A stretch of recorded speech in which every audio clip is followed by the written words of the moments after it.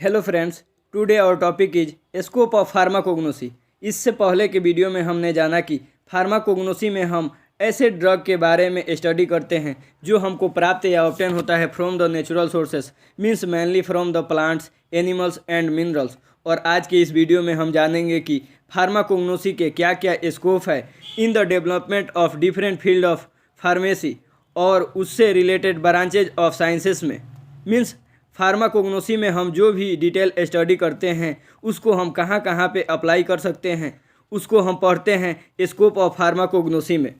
तो अब शुरू करते हैं। जो सबसे पहला स्कोप है फार्माकोग्नोसी का, cultivation and collection of medicinal plant. जैसे हम जानते हैं कि हम मेडिसिनल प्लांट के कल्टीवेशन और कलेक्शन के बारे में डिटेल स्टडी करते हैं इन द फार्माकोग्नोसी। और अगर किसी भी मेडिसिनल प्लांट का प्रॉपर तरीके से कल्टीवेशन एंड कलेक्शन किया जाए तो उसमें जो प्रेजेंट एक्टिव केमिकल कॉन्स्टिट्यूएंट होता है, एक्टिव केमिकल कॉन्स्टिट्यूएंट मतलब ऐसा केमिकल कॉन्स्टिट्यूएंट जो कि रिस्पॉन्सिबल होता है उस मेडिसिनल प्लांट के थेराप्यूटिक इफेक्ट के लिए। अगर उस मेडिसिनल प्लांट का प्रॉपर तरीके से कल्टीवेशन या कलेक्शन करते हैं तो जो उसमें एक्टिव केमिकल कॉन्स्टिट्यूएंट होता है उसका जो अमाउंट है इंक्रीज हो जाता है, मीन्स परसेंटेज इंक्रीज होता है by the proper cultivation. As a example हम देख सकते हैं, एग्जांपल में लिया है पहला क्लोव।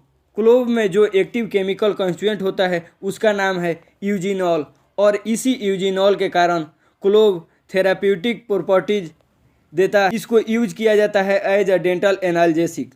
दूसरा एग्जांपल है सेना। सेना में जो प्रेजेंट एक्टिव केमिकल कॉन्स्टिट्यूएंट होता है उसका नाम है सेनोसाइड्स, और इसी सेनोसाइड्स के कारण सेना की फॉरगेटिव एंड लैक्जेटिव प्रॉपर्टीज होती है। अगर क्लोव और सेना को प्रॉपर तरीके से कल्टीवेशन करेंगे तो उसमें जो प्रेजेंट एक केमिकल कॉन्स्टिट्यूएंट यूजिनॉल और सेनोसाइड्स का जो अमाउंट है वो इंक्रीज होता है बाय द प्रॉपर कल्टीवेशन। और अब स्कोप 1 का बी पॉइंट है कि अगर किसी भी मेडिसिनल प्लांट और क्रूड ड्रग को अगर किसी वाइल्ड सोर्स जैसे कि फॉरेस्ट से अगर कलेक्ट करते हैं, जैसे अर्जुना के बार्क या अशोका के बार्क या सेना के लीव्स को, तो जब वाइल्ड सोर्स या फॉरेस्ट से उसको कलेक्ट करते हैं तो उसका जो अमाउंट है, मीन्स जो उसका प्रोडक्शन होता है स्मॉल अमाउंट में होता है। तो to fulfil the demand of industries, means जितने भी आयुर्वेदिक या हर्बल या फार्मास्यूटिकल इंडस्ट्री है उनका डिमांड पूरा नहीं हो पाएगा अगर हम वाइल्ड सोर्स से उस क्रूड ड्रग को कलेक्ट करते हैं। और अगर उसी मेडिसिनल प्लांट का, अर्थात ऐसे मेडिसिनल प्लांट जो कि इंडस्ट्रियली इम्पोर्टेंट है, उसका प्रॉपर तरीके से कल्टीवेशन करते हैं तो उसका लार्ज स्केल में प्रोडक्शन होता है। और लार्ज स्केल में प्रोडक्शन होने के वजह से वो जो इंक्रीजिंग डिमांड है इंडस्ट्रीज की वो फुलफिल होगी और अल्टीमेटली इकोनॉमिक प्रॉफिट होगा। तो यह हो गया कल्टीवेशन एंड कलेक्शन के बारे में। नेक्स्ट या सेकंड स्कोप ऑफ फार्माकोग्नोसी है extraction, isolation and analysis of phytochemicals. यहाँ पे जो फाइटोकेमिकल्स है, फाइटोकेमिकल्स में जो फाइटो होता है इसका मतलब होता है प्लांट। तो फाइटोकेमिकल का मतलब होता है ऐसा केमिकल जो कि प्रेजेंट होता है प्लांट में, और इसी केमिकल को जो हम सेपरेट करते हैं फ्रॉम द मेडिसिनल प्लांट, इसी प्रोसेस को हम कहते हैं एक्सट्रैक्शन। एक्सट्रैक्शन के बाद मीन्स मेडिसिनल प्लांट से केमिकल को आइसोलेट करने के बाद उसमें जो प्रेजेंट एक्टिव केमिकल होता है उसको आइसोलेट किया जाता है। आइसोलेट का मतलब पृथक या अलग होता है। एक्टिव केमिकल कॉन्स्टिट्यूएंट को आइसोलेट करने के बाद उसका एनालिसिस किया जाता है, मीन्स उसका प्यूरिफिकेशन और कैरेक्टराइजेशन किया जाता है by the using modern technique. और उसके एनालिसिस करने के बाद उस केमिकल कॉन्स्टिट्यूएंट का बायो एसे किया जाता है। बायो एसे का मतलब उसका थेराप्यूटिक या फार्माकोलॉजिकल इफेक्ट की स्टडी की जाती है, मतलब वो केमिकल कौन से बीमारी, मीन्स कौन सी डिजीज के ट्रीटमेंट और प्रिवेंशन के लिए यूज किया जाता है, उसकी स्टडी की जाती है। जैसे हम एज ए एग्जांपल देख सकते हैं, कोई भी मेडिसिनल प्लांट से एल्कोलॉइड्स जो कि केमिकल होता है उसको आइसोलेट करने के बाद उसकी एनालिसिस और उसकी थेराप्यूटिक इफेक्ट की स्टडी करना, और उसके बाद फ्लेवोनॉइड की एंटीऑक्सीडेंट प्रॉपर्टीज की स्टडी करना। तो यह हो गया second scope of pharmacognosy. And next third scope है research tool in new drug delivery system और डेवलपमेंट। बहुत सारे ऐसे फार्मास्यूटिकल इंडस्ट्री है जिसमें natural source means crude drug को यूज किया जाता है और उस क्रूड ड्रग को एक्टिव केमिकल को आइसोलेट किया जाता है और उस एक्टिव केमिकल कॉन्स्टिट्यूएंट को आइसोलेट करने के बाद उस एक्टिव केमिकल कॉन्स्टिट्यूएंट को सूटेबल फॉर्मुलेशन बेस्ड प्रिपरेशन किया जाता है और उसको एक सूटेबल डोजेज फॉर्म में मैन्युफैक्चर किया जाता है ताकि वो modern system of medicine means allopathic system of medicine में एक्सेप्टेबल हो सके। जैसे हम यहाँ देख सकते हैं एज ए एग्जाम्पल में लिया है डिजिटालिस से डिजिटॉक्सिन आइसोलेट करने के बाद उसको एक सूटेबल डोजेज फॉर्म में कन्वर्ट करना ताकि उसको यूज कर सके in the modern system of medicine. और उसका दूसरा एग्जाम्पल ओपियम से मॉर्फिन को आइसोलेट करने के बाद उसके एक सूटेबल डोजेज फॉर्म में कन्वर्ट करना ताकि वो मॉडर्न सिस्टम ऑफ मेडिसिन में एक्सेप्टेबल हो सके। तो यह हो गया third scope of pharmacognosy. And next fourth scope of pharmacognosy research tool in essential intermediate for final synthesis and bioactive molecules. बहुत से ऐसे फार्मास्यूटिकल इंडस्ट्रीज है जिसमें नेचुरल प्रोडक्ट मीन्स ऐसे केमिकल्स जो हमें नेचुरल सोर्सेस मीन्स प्लांट्स और animal से ऑब्टेन होते हैं, उन केमिकल्स को वो फार्मास्यूटिकल इंडस्ट्रीज यूज करते हैं एज अ प्रिकॉर्सर मीन्स उसी केमिकल को यूज करके बहुत सारे ऐसे ड्रग की सिंथेसिस की जाती है। जैसे हम यहाँ पे एग्जांपल लिए हैं डाइस्कुरिया ऐसा प्लांट होता है जिसमें ट्यूबर्स से डायोजिनिन केमिकल है उसको आइसोलेट किया जाता है और यहीं डायोजिनिन को एज अ प्रिकॉर्सर यूज किया जाता है इंडस्ट्री में for the synthesis of many steroidal drug जैसे कि contraceptive and कार्टियोस्टेरॉइड।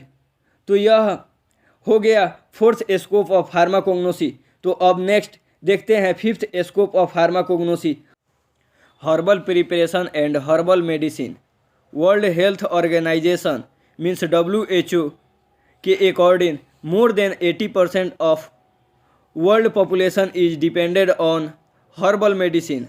Herbal formulation for his primary health care means बहुत से ऐसे हर्बल प्रिपरेशन हर्बल मेडिसिन को यूज किया जाता है थेराप्यूटिक पर्पस के लिए। मीन्स बहुत से ऐसे पोली हर्बल प्रिपरेशन या हर्बल प्रिपरेशन को यूज करते हैं directly for the treatment and prevention of many kinds of disease. जैसे कि सेना को यूज किया जाता है एज अ परगेटिव, ब्रह्मी को यूज किया जाता है इन द मेमोरी इन्हांसर, वासका को यूज करते हैं एज अ ब्रोंकोडाइलेटर्स जो कि अस्थमा में यूज किया जाता है। और नेक्स्ट एग्जांपल है डिजिटालिस को यूज किया जाता है as a heart tonic means cardiotonic. अब देखते हैं next sixth scope of pharmacognosy pharmaceutical aids. Pharmaceutical aids में जो फार्मास्यूटिकल वर्ड है इसका मतलब होता है मेडिसिन या मेडिसिनल प्रिपरेशन और जो वर्ड एड है इसका मतलब होता है हेल्प। अर्थात फार्मास्यूटिकल एड का मतलब हुआ ऐसा सब्सटेंस जिसको यूज करते हैं या जिसके हेल्प से फार्मास्यूटिकल्स बनाए जाते हैं मीन्स डोजेज फॉर्म बनाया जाता है जैसे कि टैबलेट और कैप्सूल। तो फार्मास्यूटिकल एड ऐसा सब्सटेंस होता है जिसमें कोई थेराप्यूटिक प्रॉपर्टीज नहीं होती है और अगर होती भी है तो बहुत कम, और इस सब्सटेंस को यूज किया जाता है मीन्स इसके ही हेल्प से बहुत सारे ऐसे मैन्युफैक्चरिंग की जाती है डोजेज फॉर्म की, जैसे टैबलेट, कैप्सूल, सिरप की मैन्युफैक्चरिंग की जाती है इसी फार्मास्यूटिकल एड की मदद से। जैसे एज ए एग्जांपल लिए हैं जिसे as a pharmaceutical aid use किया जाता है flavouring agent, perfuming agent, colouring agent, binding agent and many agents are used.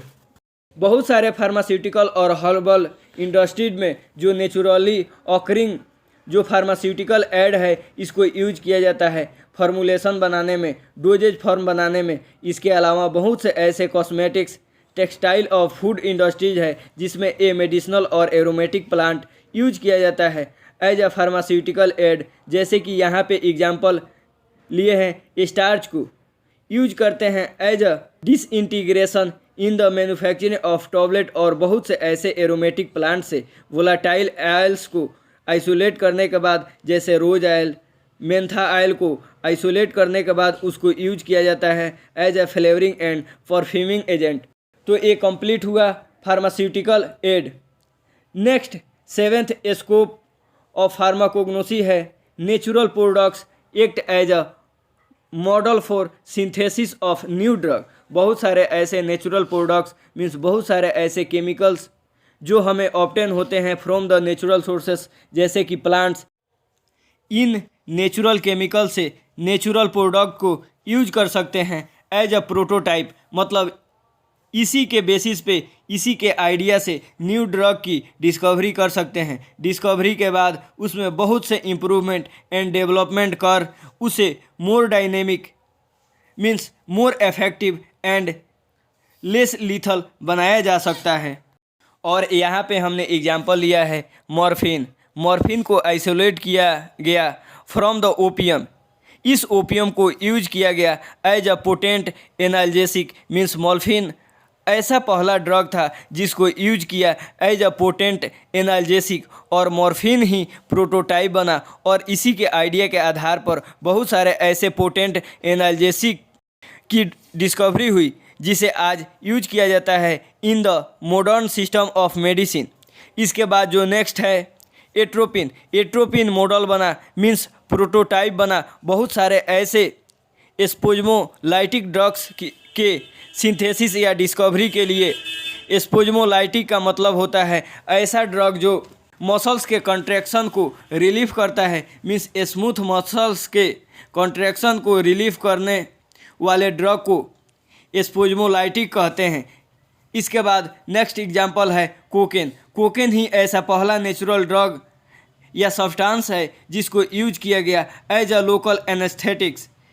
इसको हम ऑब्टेन करते हैं फ्रॉम द प्लांट, और यही प्रोटोटाइप बना for the synthesis and discovery of new drugs for local anaesthetics. Next 8th scope of pharmacognosy biosynthesis and biogenetic pathway investigation.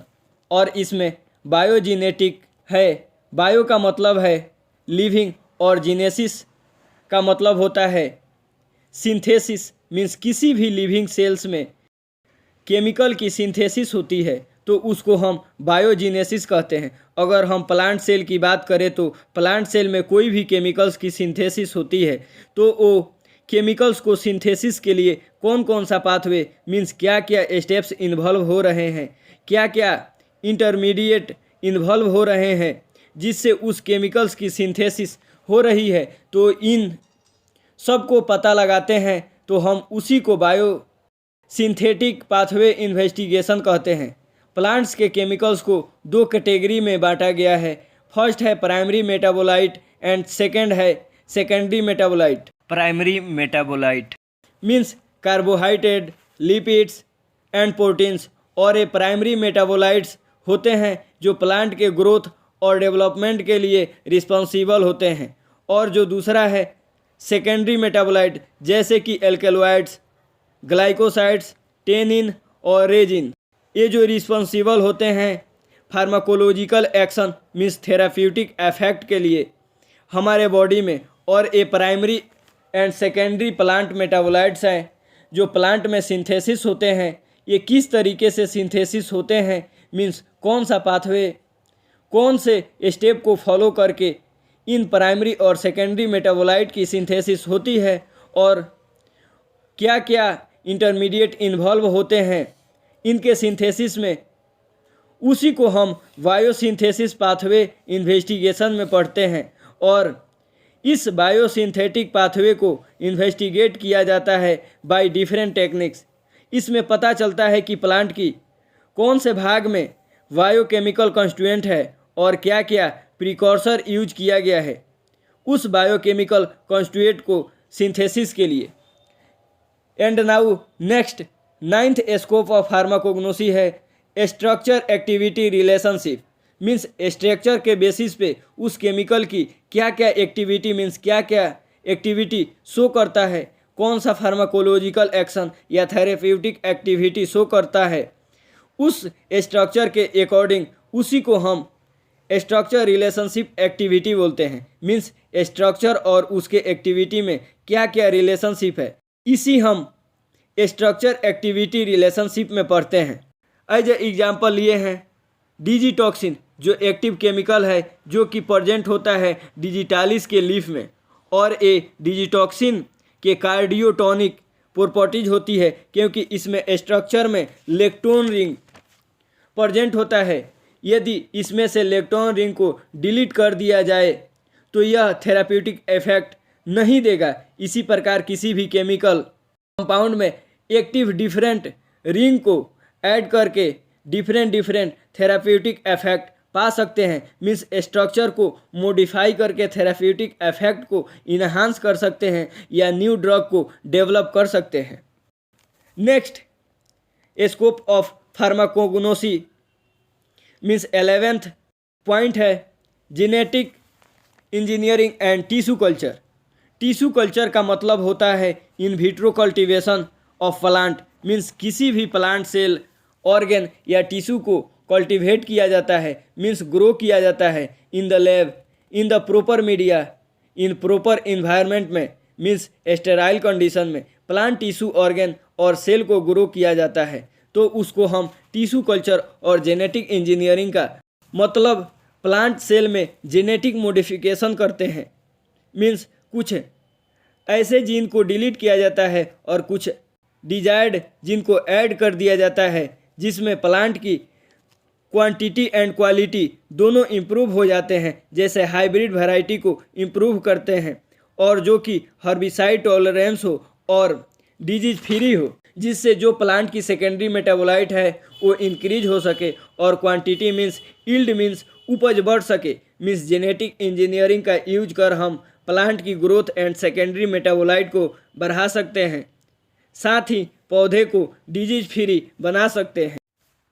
Next 11th scope of pharmacognosy है partial synthesis of many potent drug.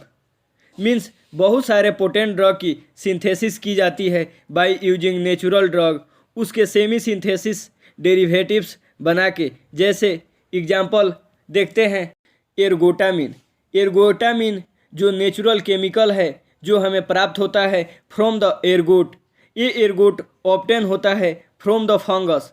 ये जो एर्गोटामिन है उसके derivative बनाए जाते हैं। Derivative है dihydro एर्गोटामिन, और डाईहाइड्रो एर्गोटामिन होता है जो मोर पोटेंट होता है। इसको यूज किया जाता है एज अ माइग्रेन ट्रीटमेंट के लिए। Next scope of pharmacognosy 12th है marine science.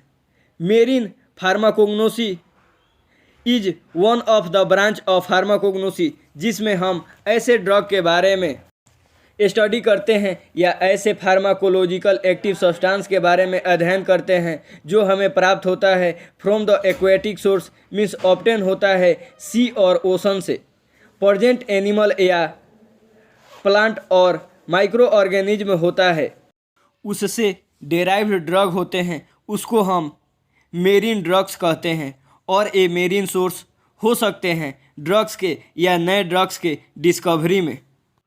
And next 13th scope of pharmacognosy है quality control of crude drug. Quality control of crude drug means किसी भी क्रूड ड्रग की क्वालिटी को इवेलुएट करते हैं। मीन्स उसके क्वालिटी को टेस्ट किया जाता है कि उसकी प्यूरिटी, इफिकेसी मीन्स उसके इफेक्ट को इवेलुएट किया जाता है ताकि हम क्रूड ड्रग्स के बने जो भी हर्बल ड्रग्स है उसका सेफ और इफेक्टिव यूटिलाइजेशन कर सके। मीन्स इसमें हमें इंफॉर्मेशन मिलते हैं अबाउट टॉक्सिसिटी, साइड इफ़ेक्ट्स और क्या क्या drug interaction means drug interaction. Crude drug के साथ किसी हर्ब मेडिसिन को लेते हैं तो क्या ड्रग इंट्रैक्शन होता है और क्या क्या कॉन्ट्रा इंडिकेशन होता है। मीन्स हमें क्या अवॉइड करना है व्हाइल टेकिंग हर्बल ड्रग और कोई मेडिसिन के लेने के समय। यह इन्फॉर्मेशन मिलती है ताकि हम किसी भी हर्बल ड्रग का सेफ और इफेक्टिव यूटिलाइजेशन कर सके। नाउ हमने पूरी detail information about scope of pharmacognosy. इन सारे पॉइंट या स्कोप से पता चलता है कि जो फार्माकोग्नोसी है ये जो डिफरेंट फील्ड है फार्मेसी के या जो डिफरेंट ब्रांचेज फार्मेसी के उससे लिंक्ड है। जैसे कोई भी प्लांट से अगर केमिकल को आइसोलेट करते हैं, फाइटोकेमिकल्स को आइसोलेट करते हैं, तो वो जो केमिकल है उसका एक्सट्रैक्शन आइसोलेशन किया जाता है, जिसको हम फार्माकोग्नोसी में पढ़ते हैं। उसके बाद जो एनालिसिस किए जाते हैं, जो एनालिटिकल केमिस्ट्री का पार्ट है, एनालिसिस के बाद उसे स्ट्रक्चर कैरेक्टराइजेशन उसका स्ट्रक्चर एक्टिविटी रिलेशनशिप देखा जाता है, जो कि मेडिसिनल केमिस्ट्री का पार्ट है। फिर उस केमिकल का एक प्रॉपर डोजेज फॉर्म बनाया जाता है, जो कि फार्मास्यूटिकल टेक्नोलॉजी का पार्ट है। उसके बाद उस डोजेज फॉर्म या केमिकल की फार्माकोलॉजिकल स्क्रीनिंग की जाती है, जो कि फार्माकोलॉजी का पार्ट है। उसके बाद प्लांट में केमिकल है किस किस तरीके से सिंथेसिस हो रहा है, क्या क्या इंटरमीडिएट इन्वॉल्व है, जो कि बायोकेमिस्ट्री का पार्ट है। उसके बाद बायोटेक्नोलॉजी में जिसमें हम जेनेटिक इंजीनियरिंग और टिश्यू कल्चर से क्वालिटी और क्वांटिटी को इम्प्रूव कर सकते हैं। और हम फार्माकोग्नोसी में क्रूड ड्रग के बारे में पढ़ते हैं, जो कि ऑब्टेन होता है प्लांट का डिटेल स्टडी करते हैं, जो कि बोटनी का पार्ट है, और एनिमल ड्रग का स्टडी करते हैं, जो कि जूलॉजी का पार्ट है। इस तरह जो फार्माकोग्नोसी है वह लिंक्ड है different branches of sciences and different field of pharmacy. Now you can take a screenshot of this page. Thank you for watching this video. Please like, share and subscribe my YouTube channel.